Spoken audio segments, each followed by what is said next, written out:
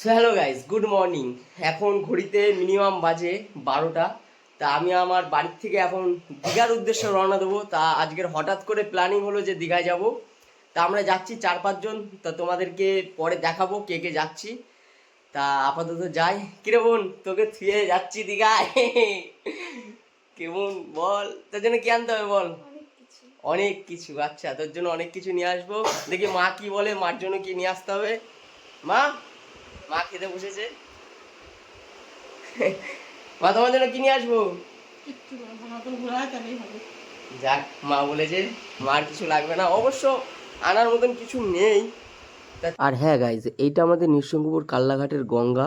তো এই ঘাট এখন আমি পার হব, পার হয়ে ওপার আমি যাব। তারপরে কাল্লা স্টেশন থেকে ট্রেন ধরে আমার হাওড়ায় যেতে হবে। তা চলো ঘাটটা পার করে এখন যা যাক গঙ্গার ওপারে। আর ওইদিকে আমাদের নৃসিংহপুর ফেরিঘাট, আর আমি এখন যাব ওপার কাল্লাঘাট। ঘাট পার হয়ে গেলাম অলরেডি। এখন টোটো ধরে স্টেশন অবধি যাব, তারপরে তোমাদের সাথে আবার ট্রেনে উঠে কথা হবে। তো গাইজ, অলরেডি কাল্লা স্টেশনে এসে পৌঁছে গেছি। এখন এখান থেকে টিকিট কাউন্টার থেকে টিকিট কেটে আমরা ট্রেনে উঠবো। আমাদের ট্রেন হচ্ছে 12টা 34। আর হাওড়া থেকে ট্রেন আছে 4টে কি 5টায় ট্রেনটা, সঠিক জানি না। ট্রেনের টাইম ক্যান্সেল হয়েছে। আমাদের ট্রেন অ্যাকচুয়ালি ছিল 2:15-তে, সেই ট্রেনটা কোনো কারণবশত টাইম চেঞ্জ হয়েছে। তো এখন আছি অম্বিকা কাল্লা স্টেশনে। তো এখান থেকে টিকিটটা কাটি, স্টেশনে উঠি, তারপরে আবার কথা হবে তোমার সাথে। চলো। তো গাইজ, অলরেডি ট্রেনের টিকিট কেটে আমরা অম্বিকা কাল্লা স্টেশনে প্রবেশ করলাম। ট্রেন আসুক। স্টেশন পুরো ফাঁকা এখন বর্তমানে, জাস্ট একটাই ট্রেন দাঁড়িয়ে রয়েছে, পুরো ফাঁকা স্টেশন। আর হ্যাঁ গাইজ, ট্রেনের কথা বলতে বলতে অলরেডি আমাদের ট্রেন চলে এসছে।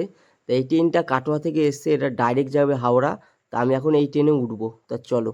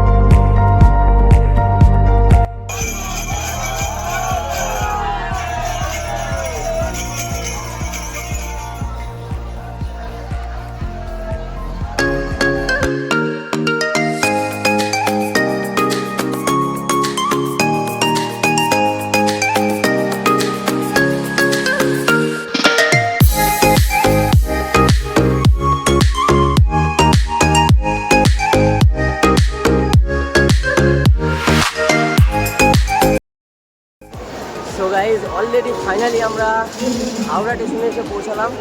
এখন আমরা স্টেশনের একটু বাইরে যাব। বাইরে একটু কাজ আছে, সেই কাজটা মেটানোর পর আমরা আবার আসবো। আমাদের ট্রেন 4:25-এ দীঘা থেকে। চলো বাইরে গিয়ে কথা হচ্ছে।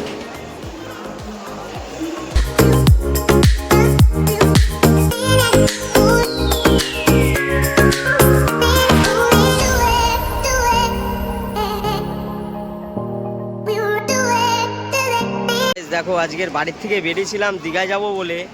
তা আমাদের ট্রেন ছিল 2:25-এ। তা এখন ঘড়িতে বাজতে চললো 6:12। এখন আমাদের দীঘার ট্রেন ঢুকছে। কতটা লেট তাহলে ভাবো একবার।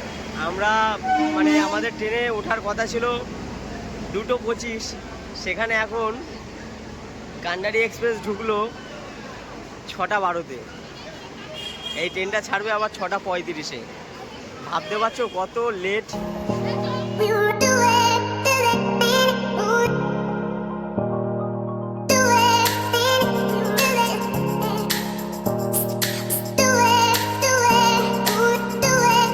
তো গাইজ, অবশেষে ট্রেনে এসে বুঝতে পারলাম অনেকক্ষণ ধৈর্য ধরে।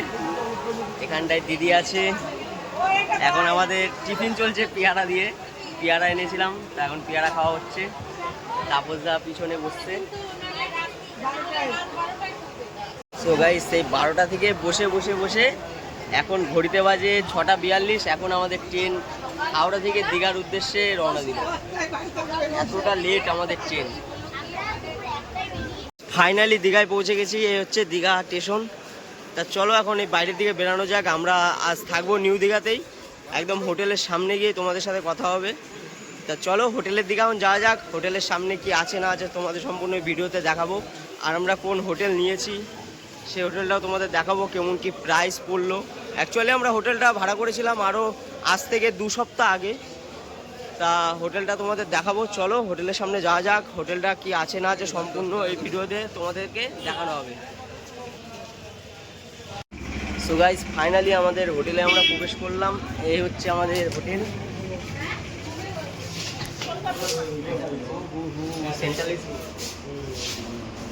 এই হচ্ছে হোটেলের কেবিন। চলো এখন রুমের দিকে যাওয়া যাক। সো গাইস রুম তো খুবই ভালো, জানি না মানে রুমের বাইরের ব্যালকনিটা, এখন ভিতরে কি আছে দেখতে হবে। জাস্ট ওয়াও, ভালো, খুব সুন্দর। সো গাইস ফাইনালি আমাদের রুমে আমরা প্রবেশ করলাম। এই হচ্ছে আমাদের রুম। এই হচ্ছে আমাদের রুম, খুবই সুন্দর, একদম চিপ বাজেটের মধ্যে রুমটা আমরা পেয়েছি। আরও আজ থেকে 2 সপ্তাহ আগে রুমটা আমরা বুক করেছি। খুব সুন্দর রুমটা, হেভি সুন্দর রুম, পয় পরিষ্কার, একদম সুন্দর। ব্যালকনি আছে, বাথরুম, বাথরুমটা চলবে, কোনো অসুবিধা নেই, খুব সুন্দর। চলো এটা মনে হয় ওয়ার্ড্রপ।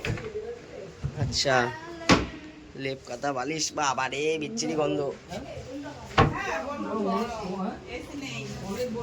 তো গাইজ অনেকটা রাত হয়ে গেছে, আমরা ট্রেনে এমনি আজকের অনেক জার্নি হয়ে গেছে, তাই প্রচণ্ড শরীর টায়ার্ড। তা আজকের মতন ভিডিও এখানে শেষ করলাম। তা সবাই ভালো থাকবে, সুস্থ থাকবে। সো গাইজ এটা আমার নিউ ইউটিউব চ্যানেল, সবাই একটু সাপোর্ট করো। বাই।